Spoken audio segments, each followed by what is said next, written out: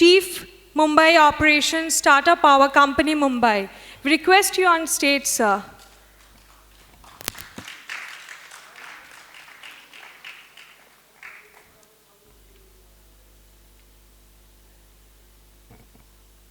Mr. Sumit Gupta, co-founder and CEO, Asset Plus. Please welcome on stage, sir.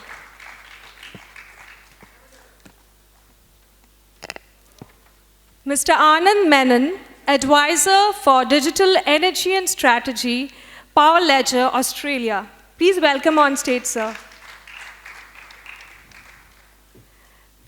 Ms. Reena Suri, executive director, ISGF. We welcome you on stage, ma'am.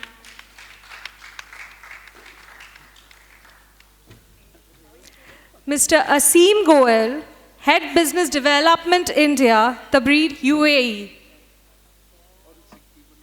Please welcome on stage, sir.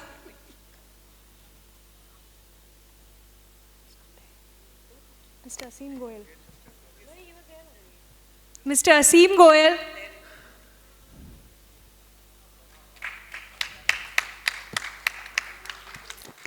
Please welcome on stage, sir.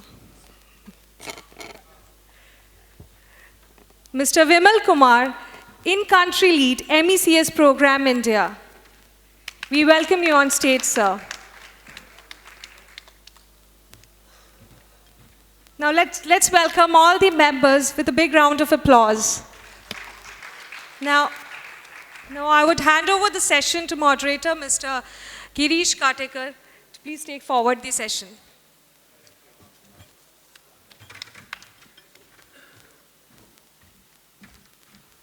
Thank you for that excellent introduction. I appreciate it. So I'm Girish Katekar. I'm an advisor and a working group chair for ISGF. That's my voluntary work, but my real work, what I call it as a, bringing food to the table work, is with General Motors in the United States. I am very excited to be here. It's been a great 2 days and excellent panels. And we have excellent speaker for the final panel. It's a session 7. As you know what they say, save the best for the last, right? And not meaning to take away from anything that had happened earlier. But we'll try to kind of wrap it up on time so we give sufficient time for the valedictory session to go on. But let me quickly introduce the topic. I think always when one thing I focus is what is the message that we want from the speakers to be given, right? And how it's solving the main important problem from the electric utility perspective. This emerging technology, it could be a very, very broad area, right?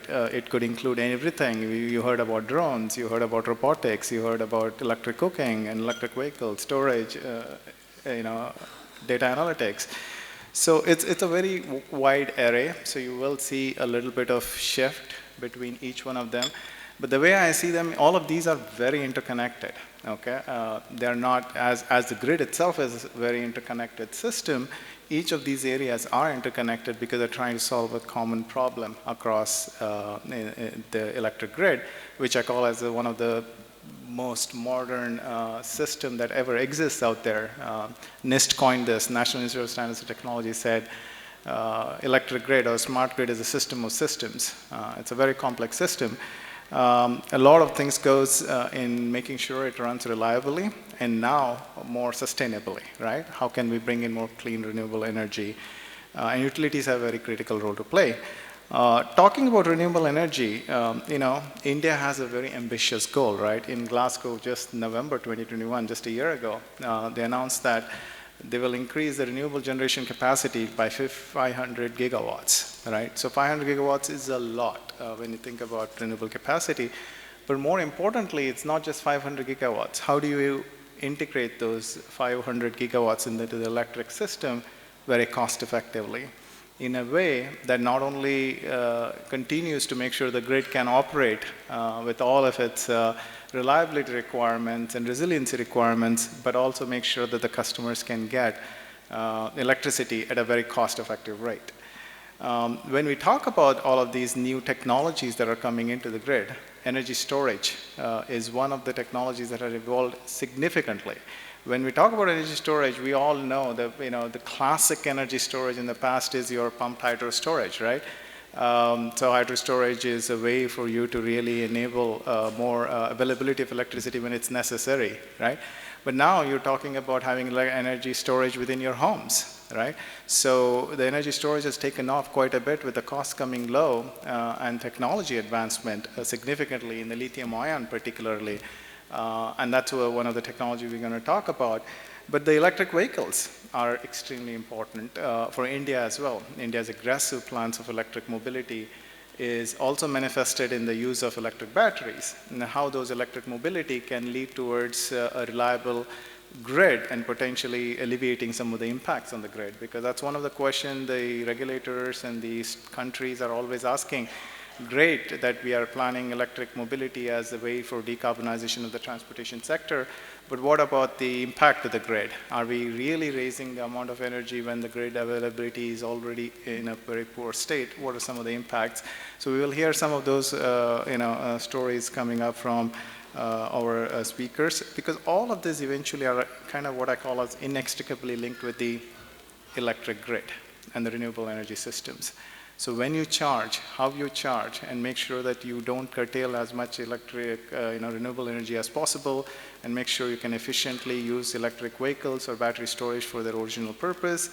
All of these are very important emerging technologies and services that we can think are critical for the electric grid. And when we talk about these disparate systems integration, enabling them for services like grid services, we talk about market mechanism, like time of use rates, electricity tariffs, dynamic pricing. I know India is not fully advanced into the whole dynamic pricing, real-time pricing. There are time of use rates sporadically across different utilities, but that's one way in the United States we have seen is a way to encourage customer motivation for enabling a more flexible charging of energy storage or electric vehicles or general electricity use across the customers. So it's a very important aspect of flexible and integrated resources. And the third one is, in addition to these technologies, data becomes very prevalent. Each of these devices, whether it's your thermostat or whether it's your electric car or energy storage system with an inverter, all of these are becoming an IoT device itself. They're sensing tremendous amount of data and they are transmitting a tremendous amount of data. How do you use that data, right? What do you make sense? How can you use that data to operate reliably? That way, and more importantly, interconnect them across different streams of electric grid like renewable energy system. A lot of times when we look at these data, right, we look them from that particular device perspective, but the data is so unique in terms of you can connect different data sets from different points and then realize that there are patterns that you can create. So an example is, I was studying this book just a little earlier, is how the corn prices in the United States were dictated years earlier by the Hurricane Katrina that happened, right? So there are tremendous dependencies even in the grid. What happens in the renewable side of the system can impact the electricity supply on the customer side of systems. But at the same time, data can also tell you information that might be impending, right? Another similar example from the book was, when customers start purchasing their airtime on their phones by $1 increments, it's a very different economic, setting. The minute they start switching it to 10 cents increment, it kind of gives you a precursor of impending economic disaster that might come, right? So data plays a very, very critical role in terms of how you can use that data to inform of some of the issues that might come before they arise. So we'll talk about that AI/ML topics as well. We'll not just stop there. New technologies like drones, robotics are being used to advance safety. We saw the fantastic video of the safety of the linemen who are going there, they're risking their lives, their safety. How can we make their life even safer than what we have right now? And the technology like drones with your thermal imaging and sensing can provide you and find out certain issues in the grid, in the distribution grid, your transmission grid, substation, etc.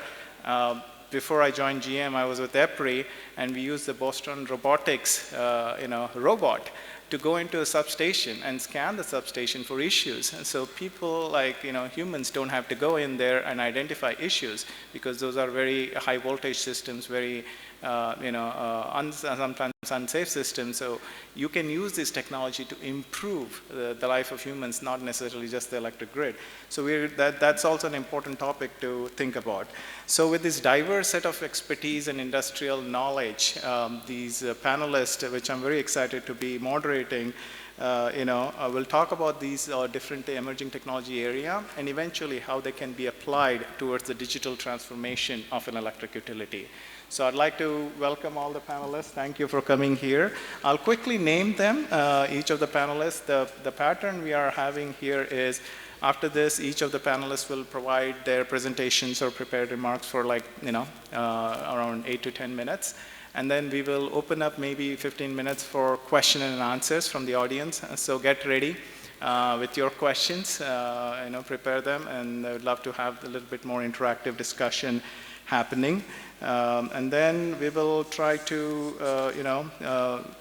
wrap up on time and have valedictory session started. So we'll start, I'll go with the order. We will start the presentation, and I'll name the folks and introduce quickly. Mr. Nilesh Khane is the head of Mumbai distribution at Tata Power Company, and he will talk about the storage and EVs. Then we will have Mr. Anand Menon, who will talk about, who is the advisor for digital energy and strategy at Power Ledger Australia. And he's come all the way from Perth to talk about some very innovative technology that they have developed, what I call as a transactive energy systems, right, for DER management. DER, by the way, distributed energy resources. And then we will have Reena Suri from India Smart Grid Forum, who will talk about the blockchain platform from the cybersecurity perspective, which is also a very important area from the security. And then we would have Mr. Asim Goyal, who is the head of Business Development India from Tabreed. He will talk about the district cooling systems, and from the efficiency perspective, from electrification perspective, from the cooling perspective. And then we will have Mr. Sumit Gupta, who is co-founder and CEO of Asset Plus, talk about asset maximization and reducing the AT&C losses using AI/ML schemes. So it's a very interesting area. How can you use data to reduce the AT&C losses, right? And then finally, Mr. Vimal Kumar, who is the country lead for MEX program India, who is going to talk about another very interesting topic on the electrification, is electric cooking. From moving from the energy to electric, right? From your gas cooking to electric cooking. So he'll talk about that. So quite a bit of diverse topic, again, very interconnected. I hope you'll have a good time. And I'd like to call upon Mr. Nilesh Khane to give his prepared remarks.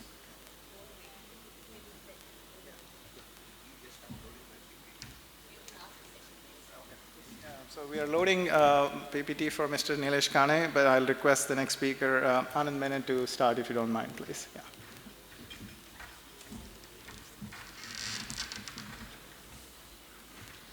To thank ISGF for giving me an opportunity to speak today.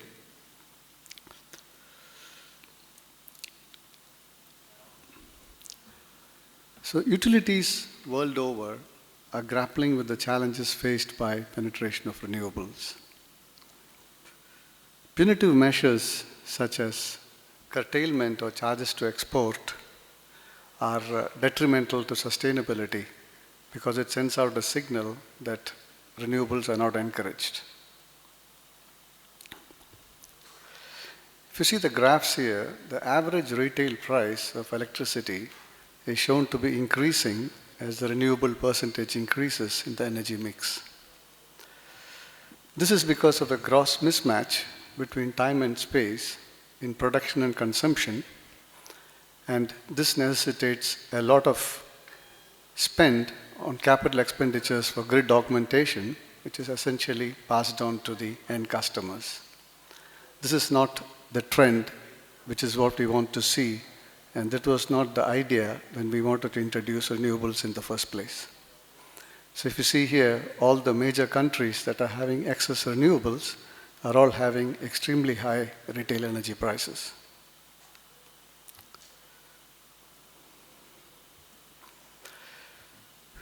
To circumvent these problems, there are two additional market layers that are being promoted between the wholesale markets and the on-site field assets. The two layers shown here are layers 3 and 2 from the top. The layer 3 is flexibility services that are requested on demand by the distribution utility, and it is normally done through aggregators and virtual power plants. The layer 2 is a local energy market, which is essentially doing peer-to-peer trading between the assets on the ground to make self-sufficient communities. The principle is surplus DER assets along with storage are traded in forward-facing markets, and there are two types of analysis that takes place in the algorithms.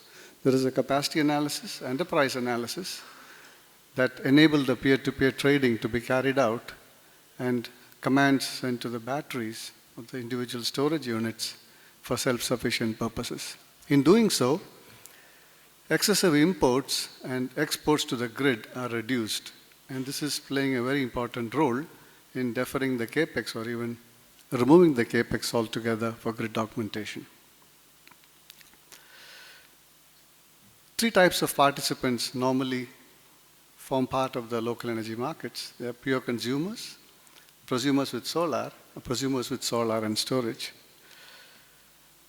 All participants stand to gain from the energy bills savings. The ones with batteries actually stand to gain the most. Not only that, the payback period for batteries is reduced from about 9 to 10 years to 5 to 6 years. So all the participants put up their offers, bid and ask rates, and this is matched in the algorithm along with the capacities they have, and the smart contracts are then executed and commands passed to the batteries inside the local energy market. So the LEM essentially reduces the energy needed from wholesale generators, and it also expands the dynamic hosting capacity because you can have more solar installed capacity, and the nodes at the upstream are not overloaded because of the self-sufficiency of the communities. A simple architecture here shows the three types of participants: the consumer on the left, the prosumer with solar, and the one with solar and battery. You can see that energy is traded between these participants. They put up their offers for buy and sell. The platform executes the smart contracts in forward-facing markets, and the traded data is then sent to the retailer, or in this case in India, it's the distribution utility itself, and that is shown in the energy bills. By doing so, the reduction in imports and exports is a major advantage to the DNSP, or in India, the DU. I will not go into this. It's a little bit more detailed slide. You can read it later. So essentially, in the local energy market, everyone wins. The utilities win because of the capex deferral for network augmentation. Reducing the exports plays a very important role in helping to maintain the minimum operational demand, which is becoming a very crucial matter, especially in countries like Australia, where during the solar export period, the operational demand is making that the generators have to be switched off, and this is not possible because of system inertia perspectives. Another advantage is that all the participants stand to gain from the energy bills, and the retailers also maintain their margins. So essentially, the distribution utility gains by reducing the exports and imports.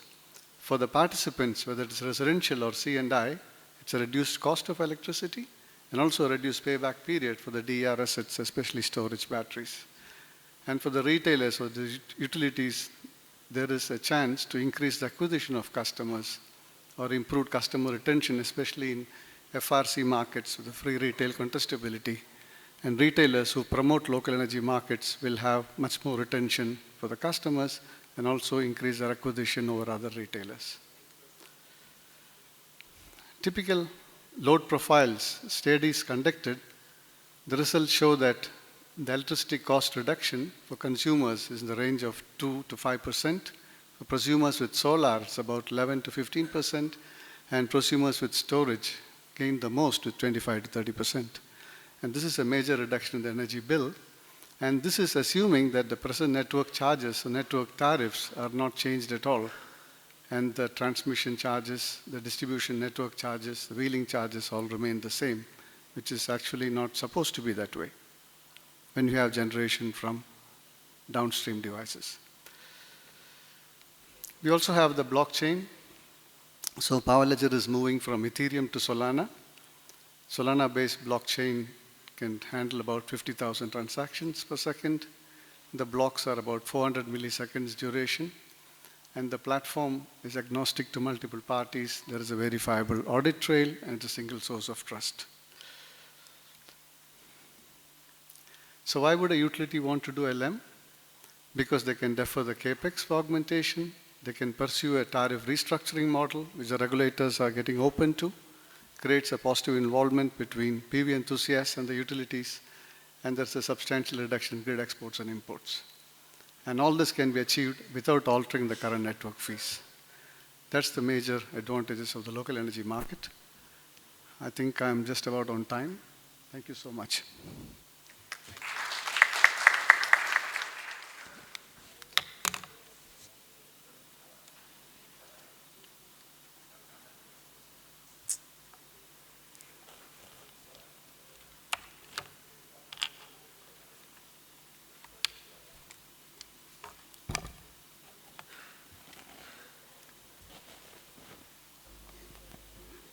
Very good afternoon, everyone. I'll be talking about blockchain technologies for energy sector and also be sharing some insights from the blockchain projects that we have implemented in different states in India on peer-to-peer trading of solar rooftop energy. It's using the blockchain project. So blockchain is a distributed digital transaction technology, as most of us understand, and it was first developed to take up projects in the financial sector where Bitcoin and cryptocurrency came in. But recently, in the past couple of years, we have seen a lot of transactions happening around blockchain other than financial sector. We are using this technology to be able to trade energy, to be able to store records reliably. So a lot of different use cases are coming up.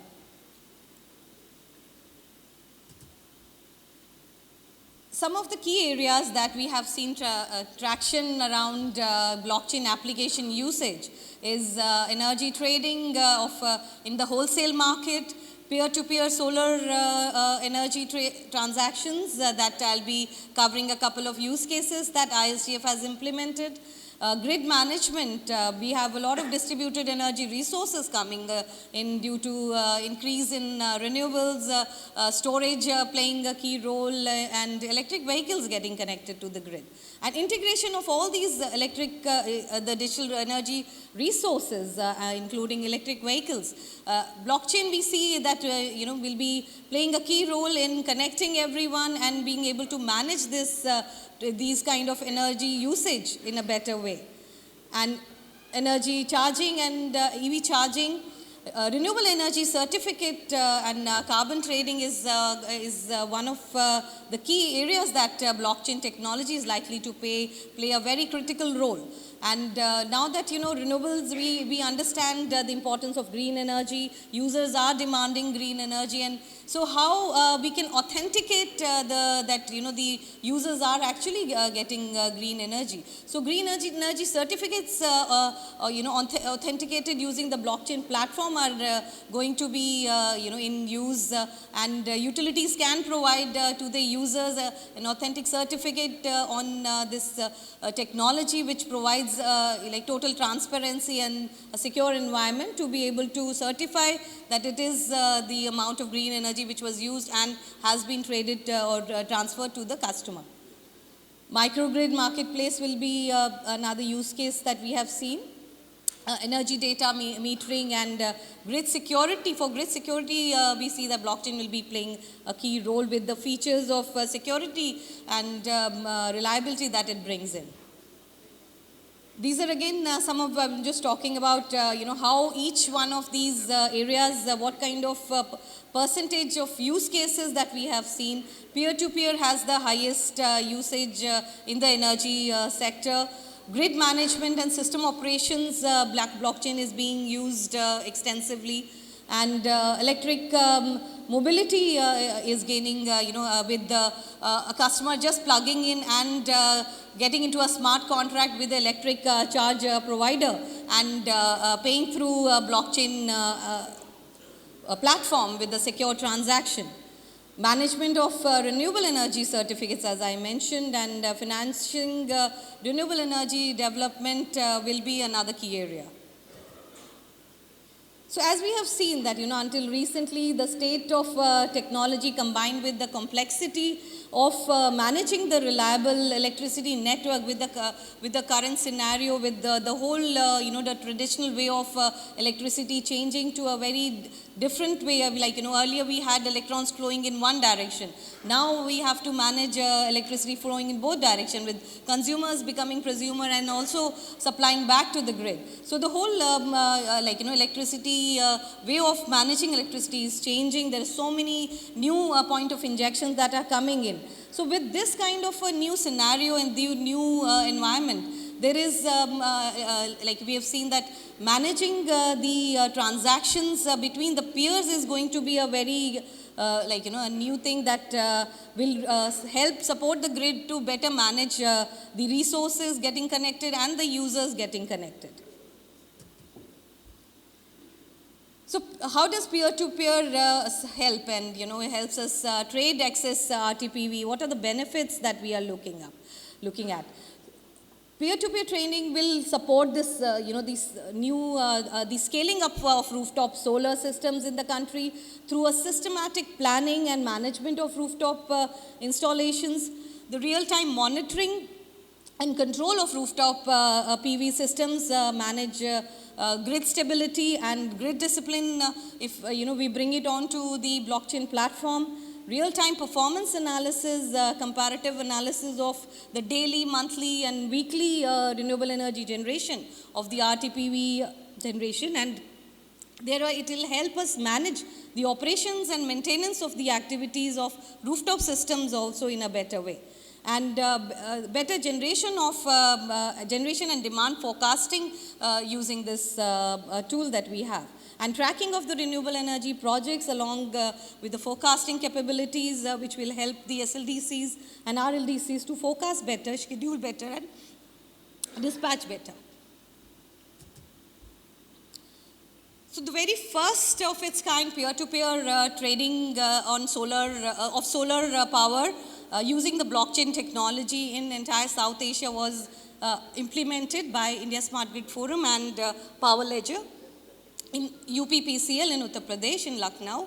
And the overall objective was to demonstrate the viability of peer-to-peer trading and of the rooftop solar.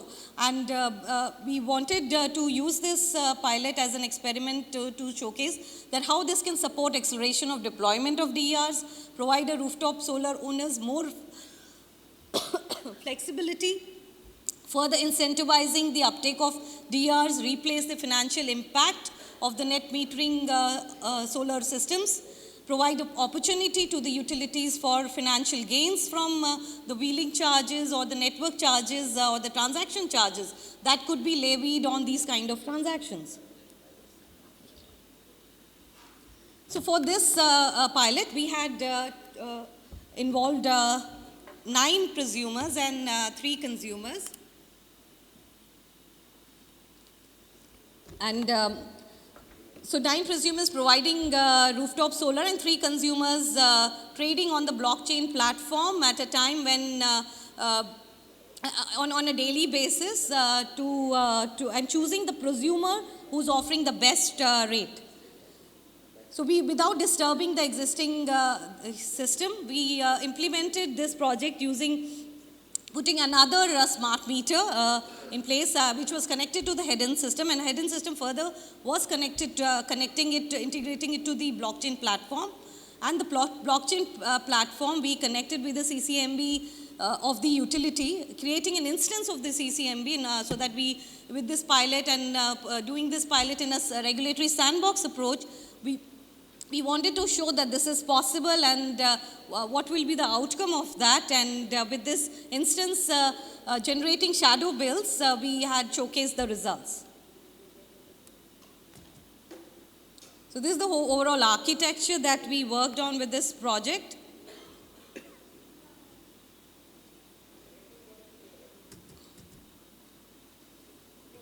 For the UP projects, we experimented with different trading rules to determine the price. We used several trading rules like dynamic peer-to-peer rules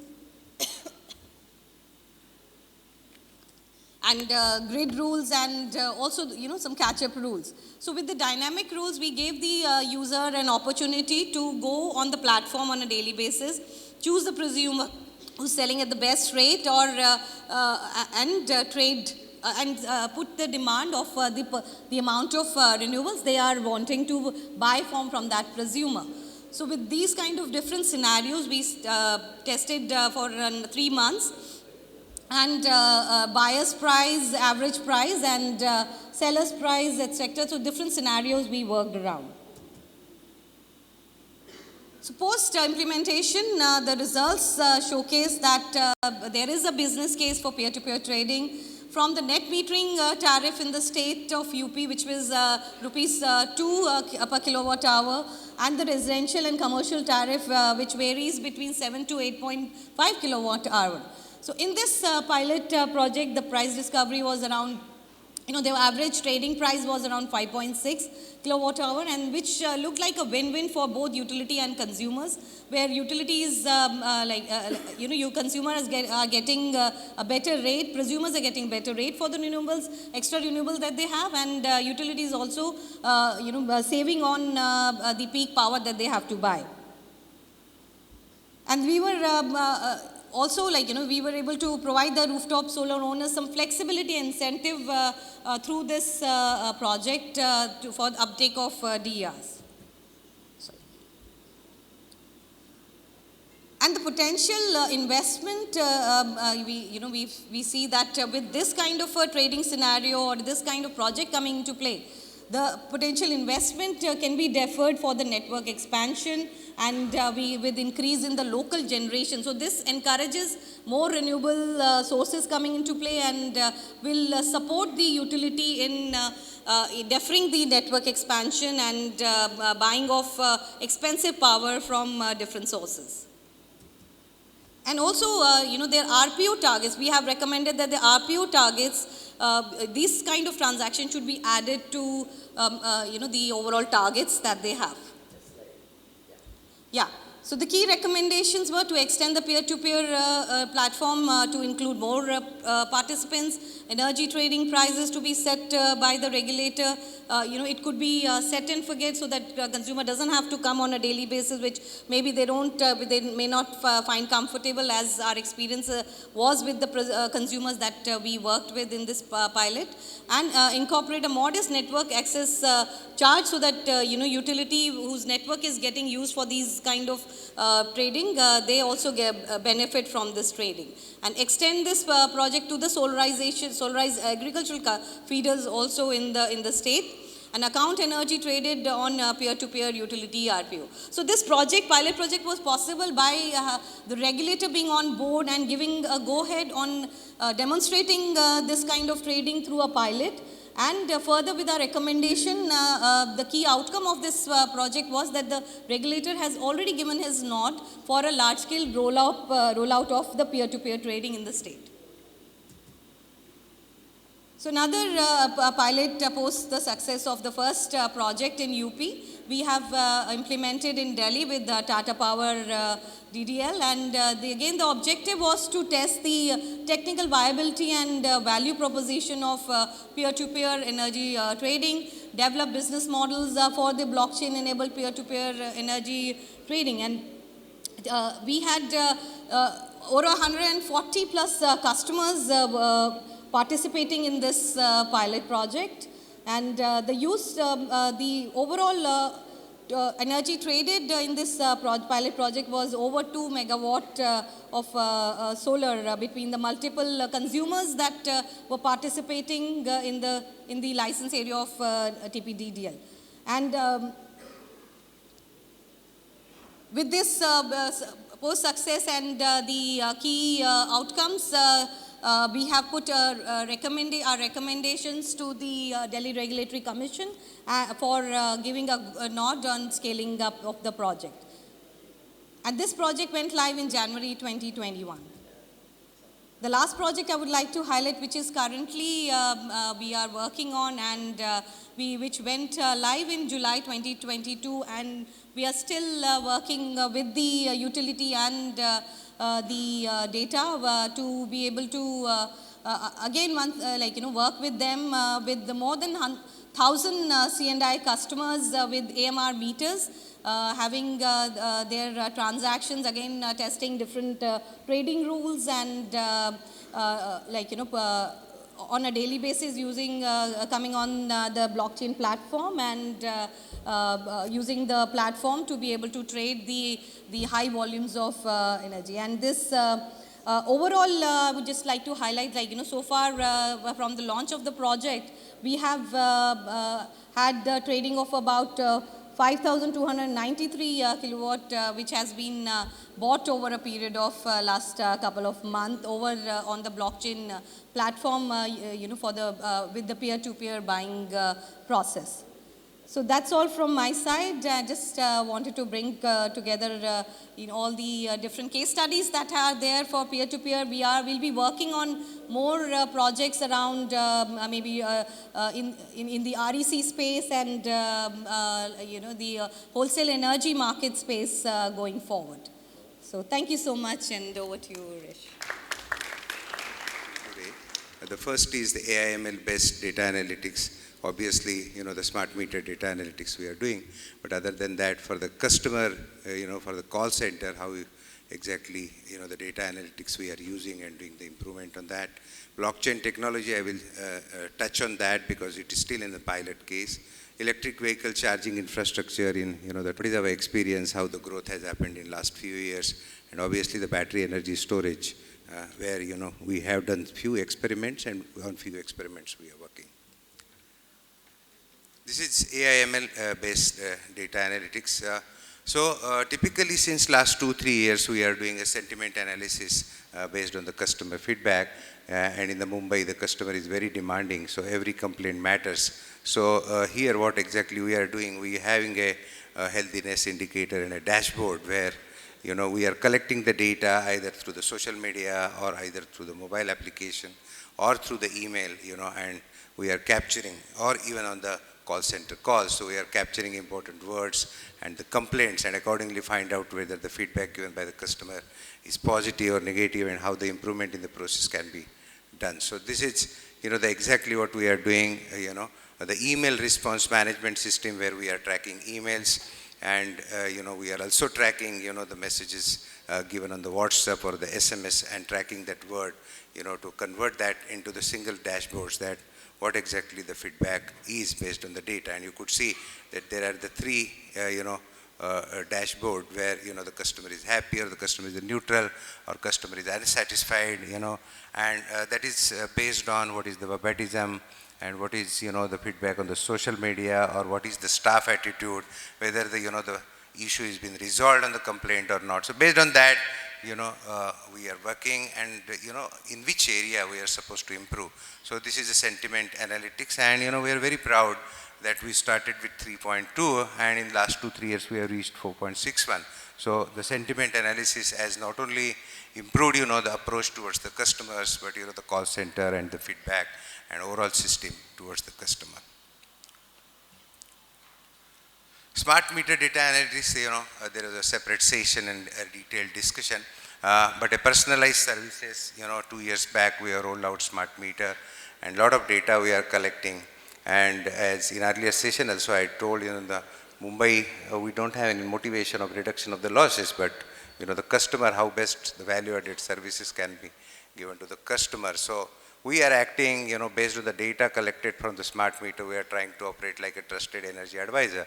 We are giving him, every half an hour information, the real time information, monthly information, and, the excessive information, whether the appliances are consuming more energy or similar use, or, your neighbor's consumption comparison also we are giving to the customer, such that he can do some energy management or energy optimization, and for that also we support them. So these are the few pictures, where we are giving, the information to the customer. So this mobile app of the Tata Power has provided all these graphs where from the customer can get all the information about his consumption and, the comparison too.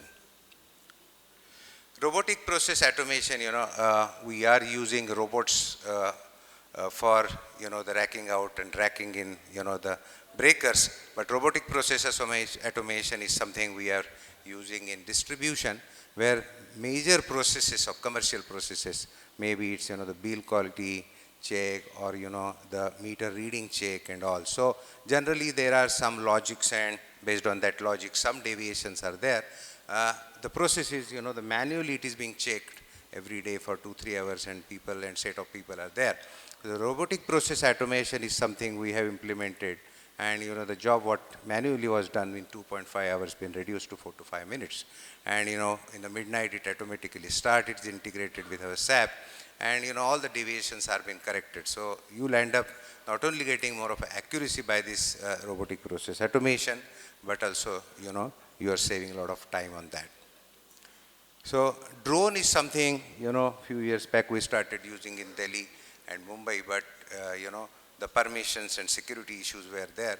But the Odisha recently, these people are using, our colleagues are using it very effectively, and the drones are being used typically for asset management. Longer feeders are there for patrolling, for theft identification, as well as for the GIS being implemented in our 4 utilities. So for that purpose also it is being used. So project monitoring and also a very effective use of the drones is also being done in Tata Power and predominantly in Odisha.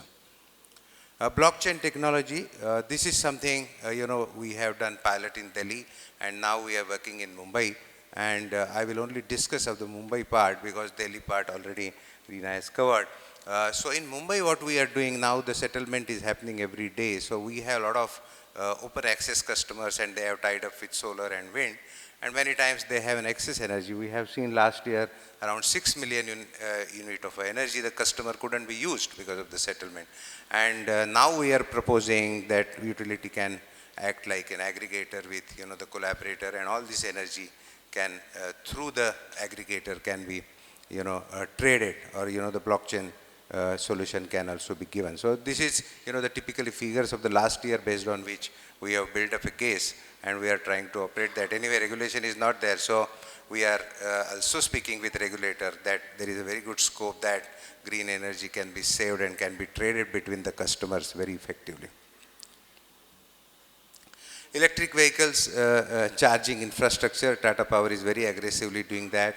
Around 3,800 chargers are already in the place, and Pan India we have a presence. Around 75% market share we have right now, and we have a very aggressive plan of reaching around 10,000 chargers by 2025.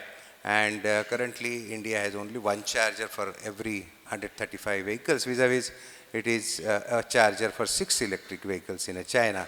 So we have a long way to go, but we are trying to find out based on the data that which are the locations where we should go ahead with the EV charging facility, and that too whether the DC chargers or AC chargers and all.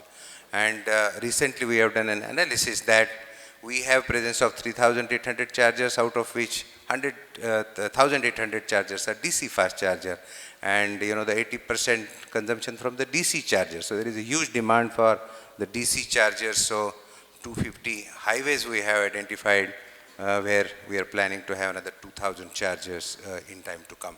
And this is the Tata Power Easy Charge app, which is convenient to the customer, and this is not only giving end-to-end solution, ease of access, and a unified solution, payment services, and everything customer personalized services are also provided through this app. Network Operations Center, we are giving a real-time monitoring of all our electric vehicle chargers pan-India. Network Operations Center where all the information of the chargers, whether they are available or not. So real-time information every 50 minutes getting data pulled. We are monitoring that, and back-to-back SLA with the every charging OEM such that all the chargers can be taken into service. At least a wrong information will not be given to the customer, because customer is generally viewing through the app where the nearest charger is available, and he should not land up in a problem. He will reach and there the charger is not working. So a network operations center where we are monitoring the functionality of the charger, availability of the charger, and being updated on the app. So these are the few pictures in which the every parameter of EV charging software, and this is the platform what we are using. And it's a user management platform, it's charger management, pricing management, wallet management. We have tied up with many UPI where from they can do the payments. We have given RFID card for B2B, and now we are given to B2C also. And we are partnering with many fleets and the many organizations where we are giving this charging facility.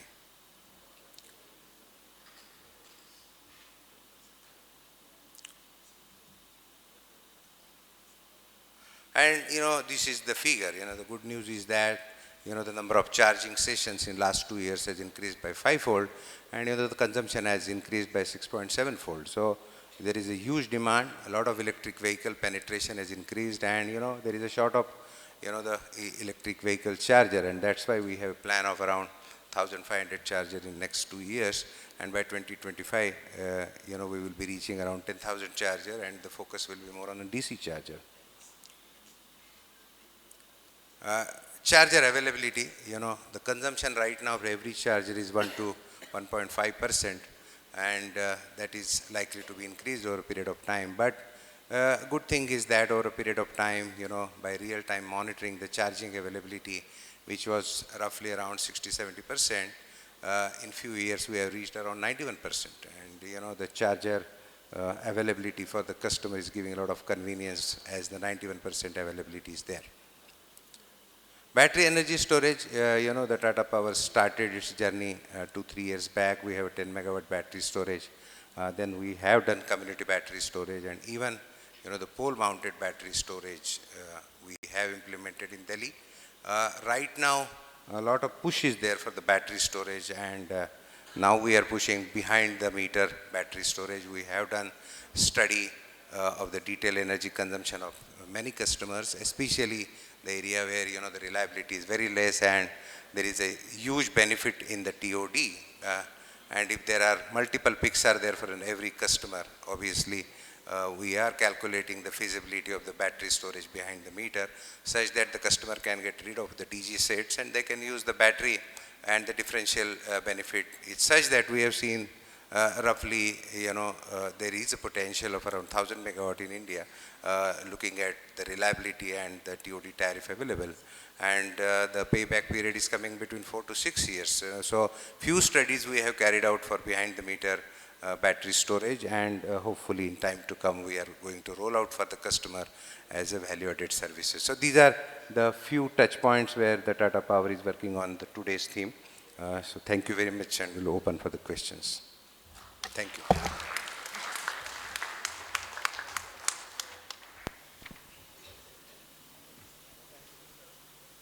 Thank you, Mr. Kane, for that excellent background on what Tata is doing in Mumbai. So we'll move on to the next speaker. I'll call upon Mr. Aseem Goyal. Yeah.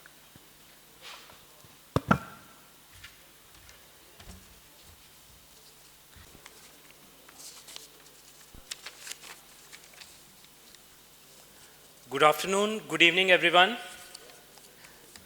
It's a pleasure to be here. Thanks to India Smart Grid Forum. My name is Aseem, and I represent Tabreed, which is UAE's national central cooling company.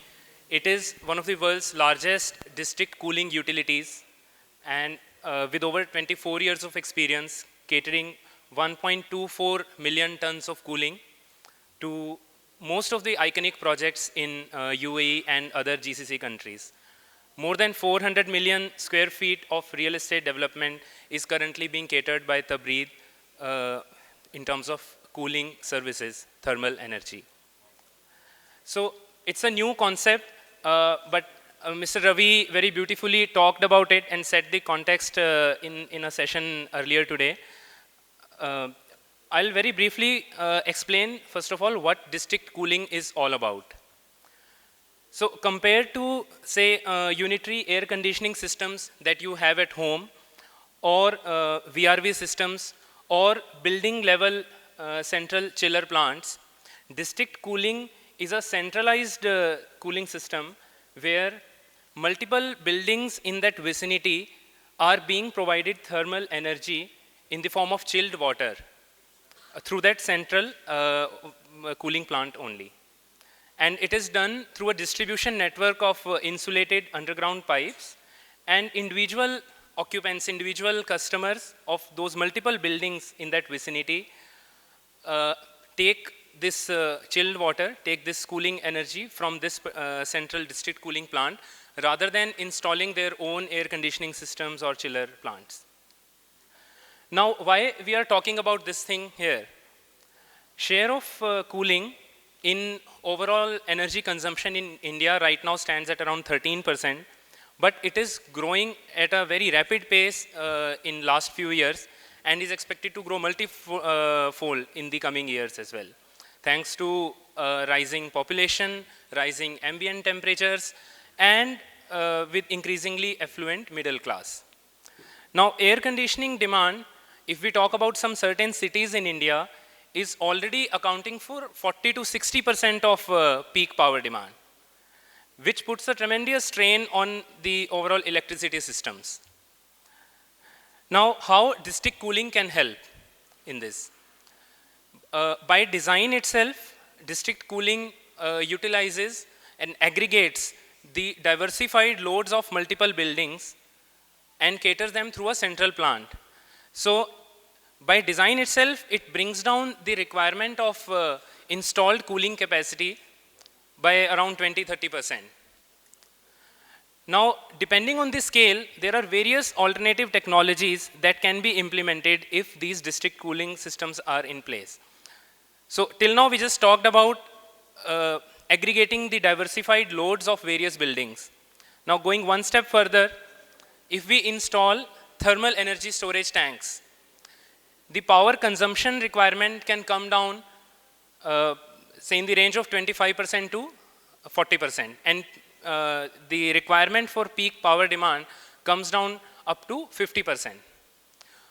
We go a step further by installing, say, combined cooling, heating and power, which we call tri-generation. And this requirement for installed capacity of cooling comes down by even up to 60%. Then there are further steps of, say, using free cooling from the water of lakes, oceans, rivers, which could reduce the peak power demand even up to, say, 80%. Now, why we are talking about it in this utility meet is because this is something in which by reducing the installed cooling capacity, we are managing the peak power demand by aggregating the diversified loads of multiple buildings. Now, we have very good precedents in Europe and in Middle East, where these district cooling and district heating systems have led to long-term balancing of energy systems, long-term balancing of power grid. It helps meet climate goals as everyone moves towards increasing the share of renewables, while battery storage still costs still being very high. These district cooling systems are a way in which you can significantly enable your power grid to be operate without any load shedding and increase the share of renewables. And of course, while we talk about reduction in peak power demand, it frees up a lot of capex that Discoms were supposed to incur by installing various, say, not just Discoms, but in fact generation, transmission and distribution infrastructure. Now, according to a United Nations Environment Program and ESL study, there is a potential demand for 274 district cooling systems in India, which has the potential to shave off 6 gigawatt of power demand. So this year we saw in April, due to severe heat wave, the peak power demand crossed 210 gigawatts. And in next 10 years, it is supposed to go up to, say, more than 360 gigawatts. So with this district cooling potential, if we are able to utilize it, then by 2038, we can shave off 6 gigawatts of peak power demand from the system. And it also leads to close to 6 to 7 million tons of reduction in carbon dioxide emissions. And in terms of the capex required by Discoms, capex saved by reduction in this peak of power demand, it could be to the tune of 80,000 crores.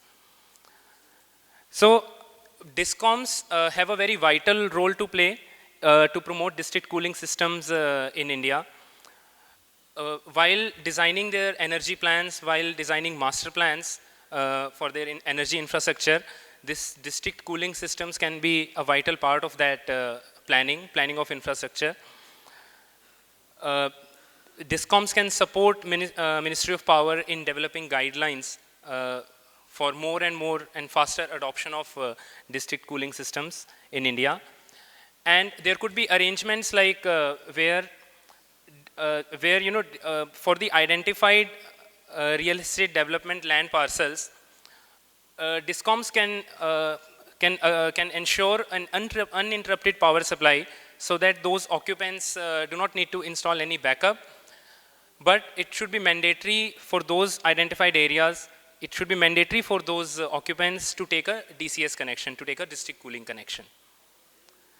So in this way, we look forward to engage more and more, and in fact, ISGF has also come out with a white paper on district cooling, as yesterday Reggie mentioned. So, but this is the way forward in terms of the cooling requirement of our country as this cooling demand grows with the rising economic development of our country.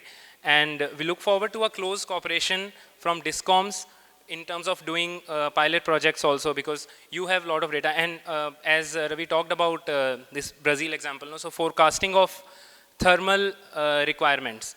So with the data that as a cooling service utility provider and operator, we generate, and the data that Discoms have in terms of power usage and load variations, it could be very effective in planning the overall energy infra and DCS requirements. So this is all on district cooling systems, very brief. Thank you, everyone.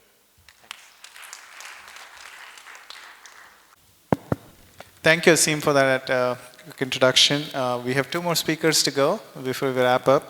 I sincerely request both Mr. Sumit Gupta and Vimal Kumar to finish it in 8 minutes, please, so that we can wrap up on time. Thank you.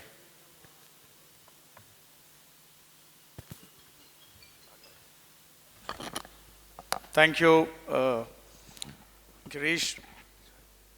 Yeah, this one, I think. Yeah. Good evening, everybody. It's been a long day for you, right? We like to make it a little interesting with some live. Yeah, thanks. Thank you, Reggie and ISGF, for giving me a opportunity to come back to the state where I graduated 25 years back. I did the unbundling of the entire Discom, the earlier bundled activity. We unbundled, and then now I'm over here as an entrepreneur to bring you some of the more activities which could be brought into the unbundled condition and where Tata Power is driving out new changes. So it's been a privilege for me to come back and do something for the state, which has actually given me an honor to be where I am today over here. So Asset Plus as an entity, what we do, we primarily look in with a part of working into the power sector for 25 long years. We look at the data and we analyze that how the data could be really effective for the transforming the key areas where the challenge is there for Discom. So like way, it's just not a part of an IT talk, it's a part of where we are looking at the problems are coming up and doing that.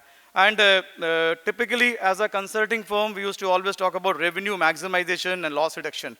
To that umbrella statement, we brought in the data, and that data actually pulled it around.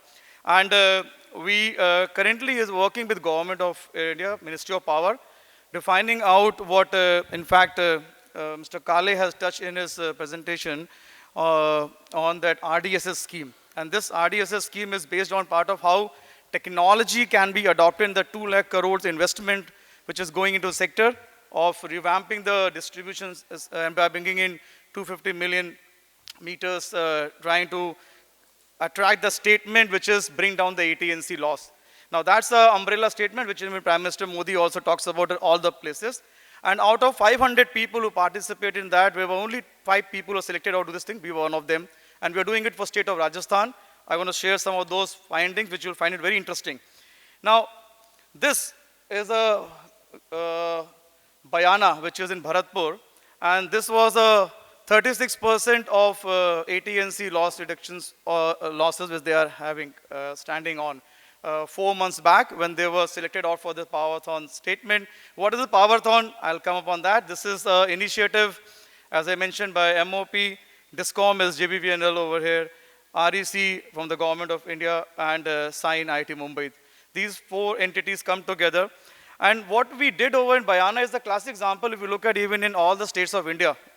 It's a mix of semi-urban and rural economy. And that's where the whole perspective is how we actually make it more efficient, how we make it more collection more efficient, how to make it more billing more efficient, how to make it more revenue more efficient. And that's where AI been brought in. And 48,000 consumers which been touched in the last 4 months. 8,500 smart meters are there, but this consumer remaining 38,000 doesn't have anything. And that's where the utility wanted to have an overall, they said we want to have, and because this is a mix which we have in all the places, though they have Ajmer Discom, they have other Discoms there, some other privatized franchises, the way we have Tata's over here. And they wanted to look at that on the holistic picture, deviation of energy points where they're happening. That's what we have to look around. Meter reading accuracies. In the morning, in the just afternoon, Kalesh ji mentioned about that 78% of the meter accuracies are questionable, which you look into on a pan-India level because of those normal meters which we have. Don't have smart meters at all the places. Billing efficiencies, are we billing it? We bill 100%, but how do we require revenue? Do we get them all in the time when we need it? We don't get that. We only get 40% of that in the due date. And that's where revenue recovery comes up. So what we work on is, we work on before the meter and after the meter. When we say before the meter means how my metering can be made more effective, how my billing can be more effective, because then I'm able to really make a more bills to pay, then I can look at more in cashing the revenue. And second part is after the meter to know who are my people who are going to be defaulting out, who will not pay. So look in those 15 days which you provide to the consumer to make the payment, that's where we try to bring an attack that's, which has been driven out by utilities taking advantage. So here we have 3-point solutions which we, I want to just play a video over here to give you certain, because you got bored sitting in listening to a lot of PPT. So let's have a video. It's a 2-minute video. We'll give you an idea of what I am trying to say about. Can we have the video, please? And this talks about Powerthon.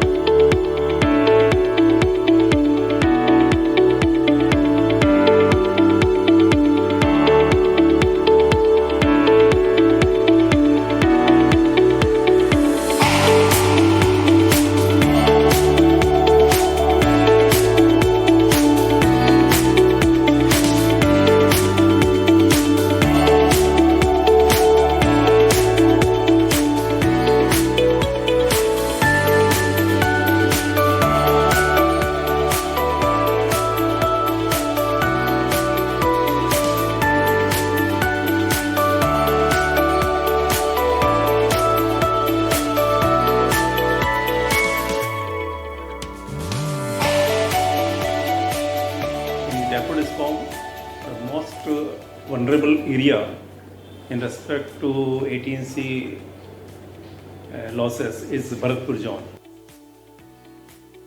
We think that it will be a good site to select where smart meter has been installed, as well as our traditional meters are existing. And because of that, we selected by Aayog. As on today, Asset Plus is working very intelligently and sincerely, and we look ahead that definitely we will get some solution for this major problem of discount.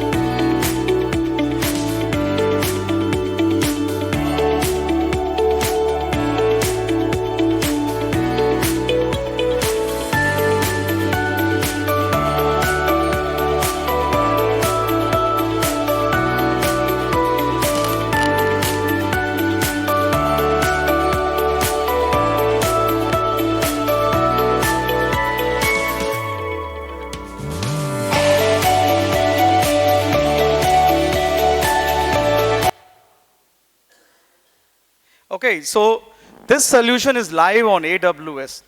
This is one of the biggest achievements with almost 30 GB of data which is running out from the smart meters, 8,500 smart meters actually been pulled into the AWS environment, and it has been live. It is trying to give, now let me come to the real outcome of this. Now this is what we just saw as a dashboard which has been prepared out, and it runs through.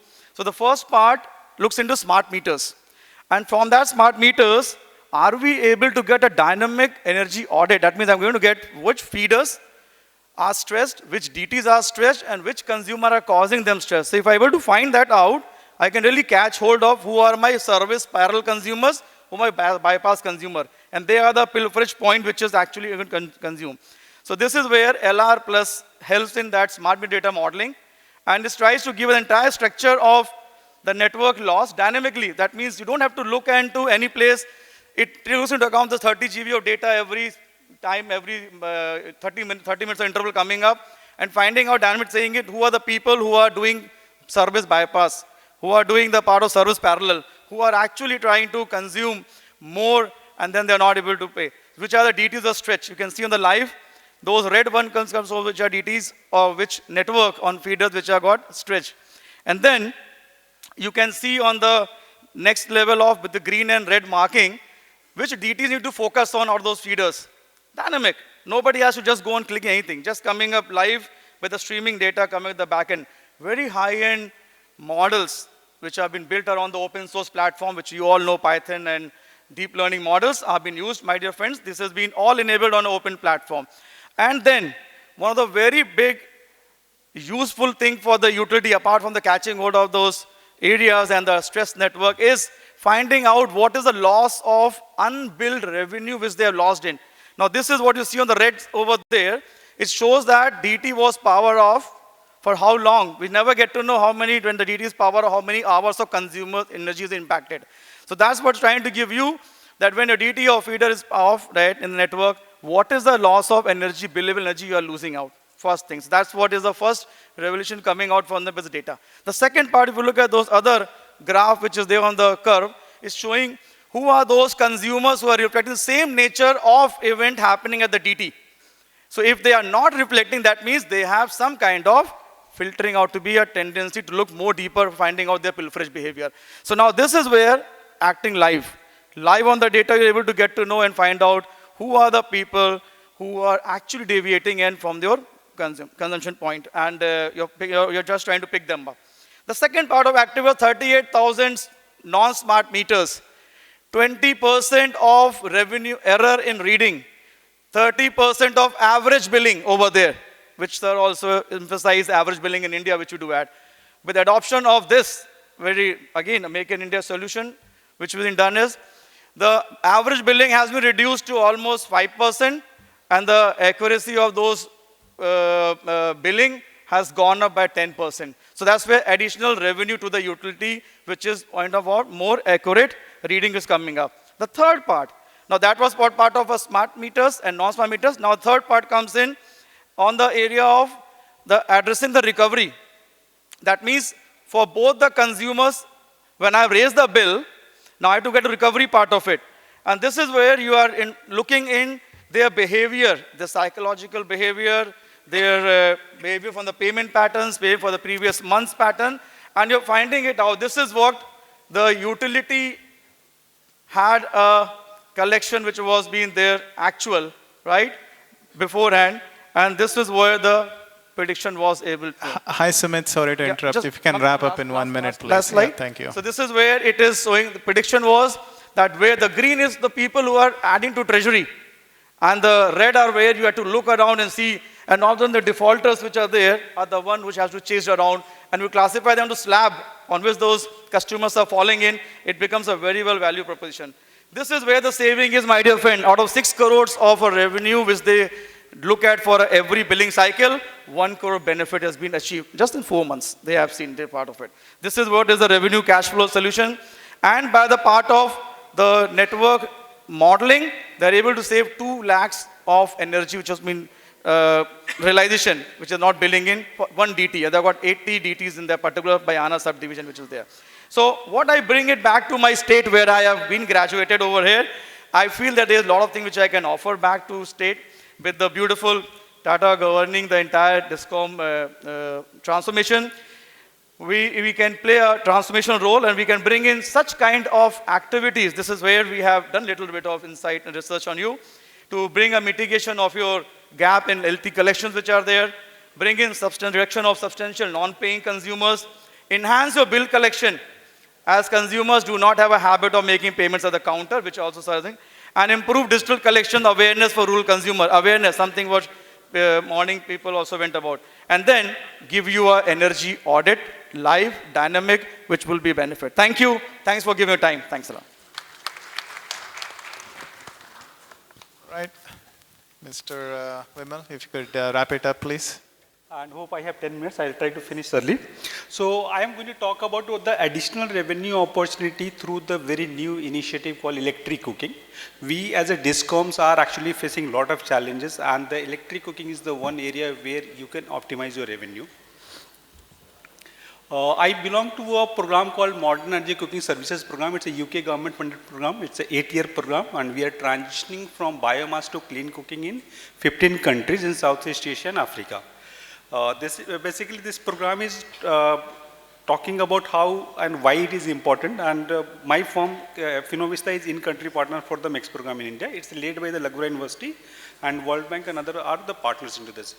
This is the MEX research globally shows the significant progress has been done for the electricity access. The investment has been made, the cake is already there, we have to just put the icing on the cake, and then it's the entire cooking is possible. So electricity cooking is falling in the all right quadrant at the right place. We have the energy efficient devices, the revenue opportunity coming up, the investment is, electricity is going up, etc.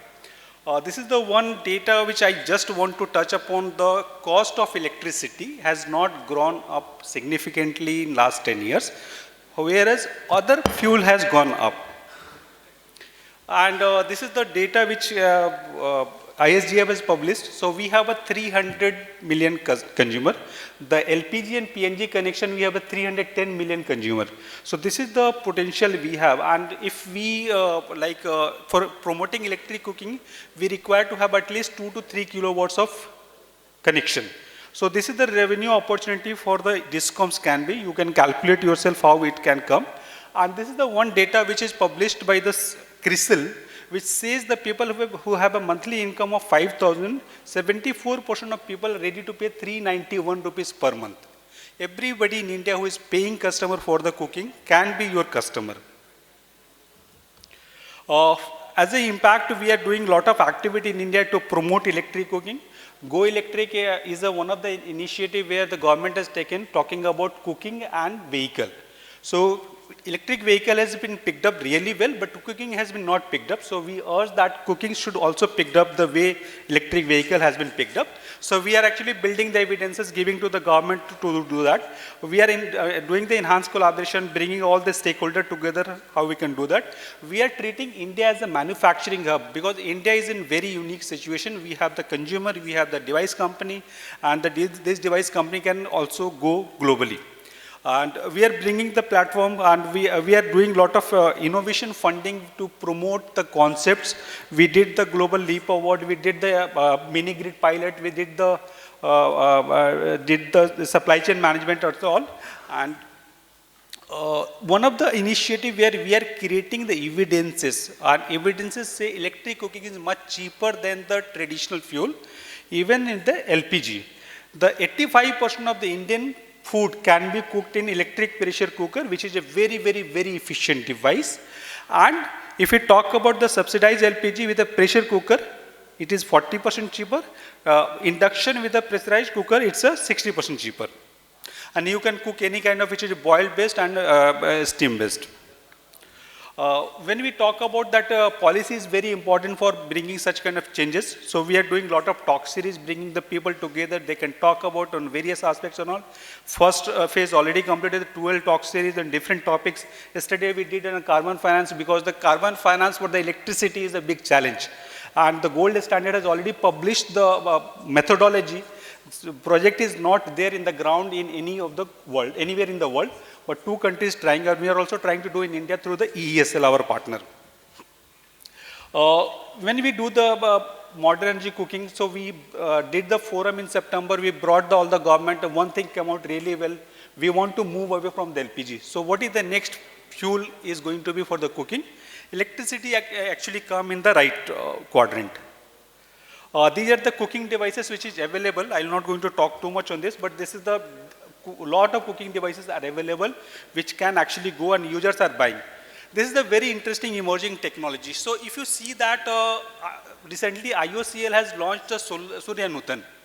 The Surya Nutan technology is coming on the solar side, but it has a battery and the electricity. So in all technology, even in the solar or solar, it requires the battery, require the electricity to bring down the cost.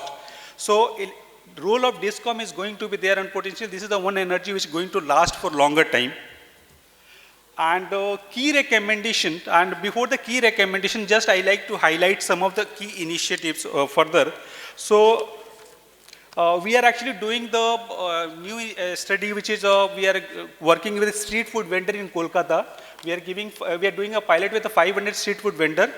Is the electricity cooking can improve their livelihoodness and all. We are doing a large scale induction and electric pressure cooker pilot with the EESL, Energy Efficiency Services Limited, in Delhi and Ladakh.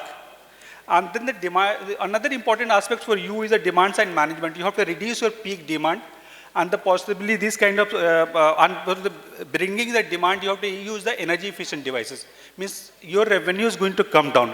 Electricity cooking can actually take up your revenue. And we as a MEX program are working with the policy or supply chain and consumer. And with this, the recommendation we have with the government and with the several forum we are giving, we should bring the differential power tariff for the domestic consumer. Electricity cooking with the battery is much more viable nowadays. The consolidation of subsidy and for the LPG should be shifting to e-cooking. We are not asking government to create any new fund, but shifting can be done. When you talk about such level of implementation, we require to have the standard and leveling of the devices. There is no cooking devices come with a star rating or the star rating, which we are doing.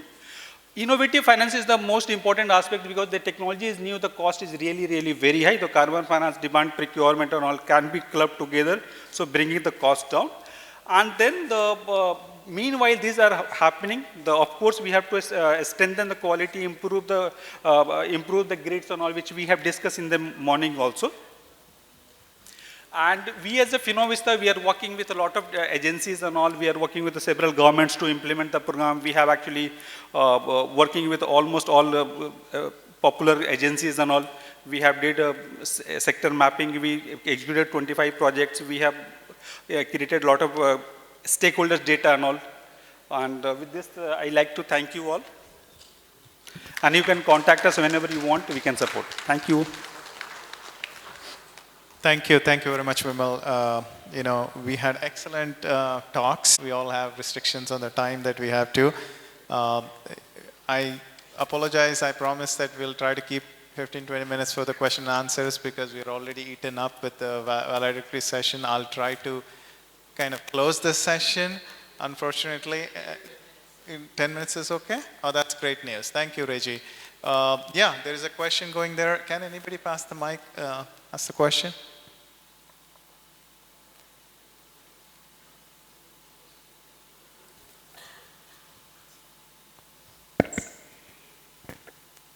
I am Rahul Kumar from Tata Power Western Odisha Distribution Limited. Now, I just wanted to add something on the block and chain technology. 20 days back, I was in Delhi NCR, in the city of Noida. And there, one person came and said that if you want to have a 5 kilowatt solar system, electric system, so you have to pay around 3 lakhs.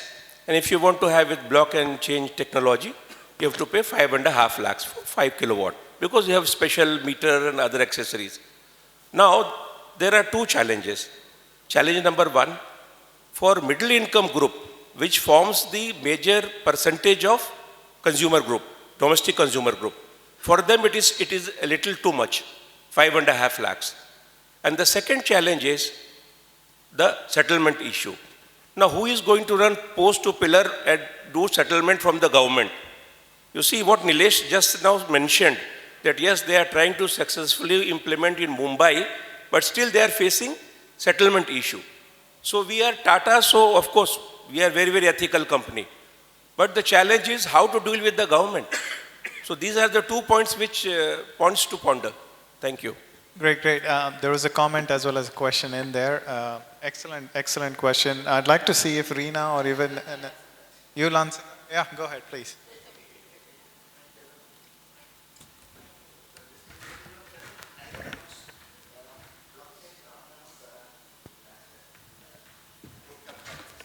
Because 5 kilowatt today costs less than 2 lakhs rupees, for including a 3-phase inverter.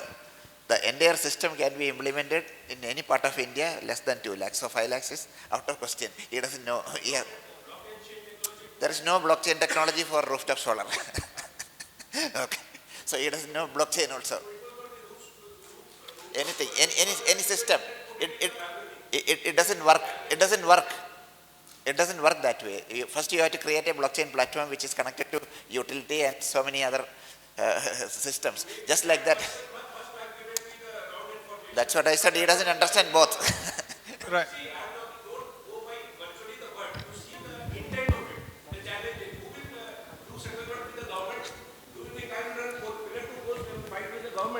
At least Tata Power, I can trust. It is an ethical company. It will pay my settlement. But what about the government? I'm just talking about as a normal people of India. No, absolutely. Who are offered those is a are very all responsible offer. Those are all excellent questions. Just as a quick heads up, as the panel focuses, it's emerging technologies, right? It doesn't mean it's commercial implementation. So we all have to take it with a grain of salt and say, this is emerging technology.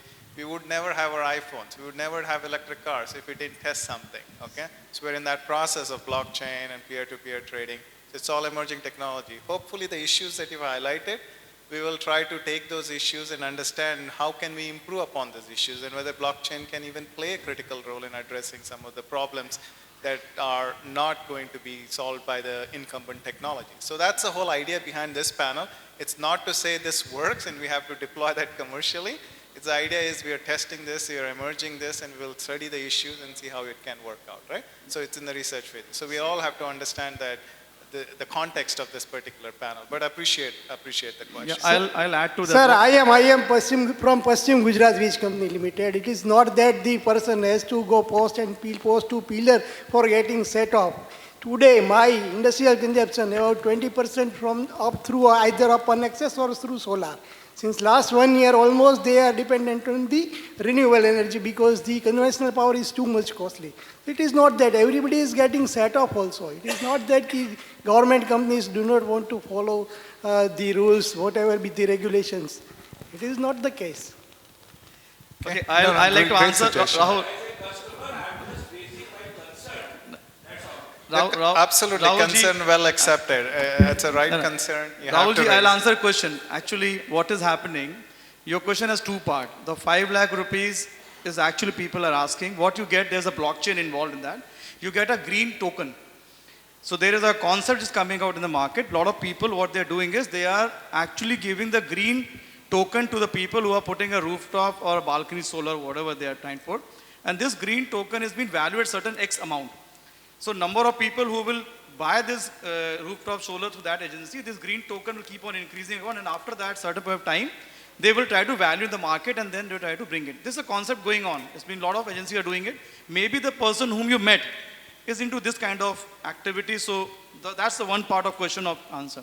The second part on settlement mechanism, that's the question which Reggie has answered to you. So these are 2 points. One of the question which you asked. So one part I hope you understood. This is where the blockchain come into that perspective. Yeah. Thank you, Sumit. Any other questions? There's a question here. Hi, my name is Mohammad Akhtar Ansari. I'm from BSES, Delhi. My question is for Mr. Menon. What is the scale of local energy market?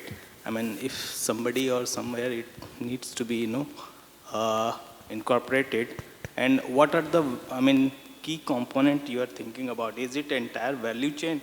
It has to be created from generation to consumption, or what is so? Yeah, so a local energy market, a commercial one, will not have more than 2,000 participants. The idea is to be self-sufficient under a substation on 1 or 2 feeders and have several local energy markets in the grid. It's not a scalable platform. There will be several thousands local energy markets, and each one of them will help in reducing the exports and imports to the grid. Is it being implemented somewhere? Yes, we are running pilots in Australia and also in India. Okay, thank you.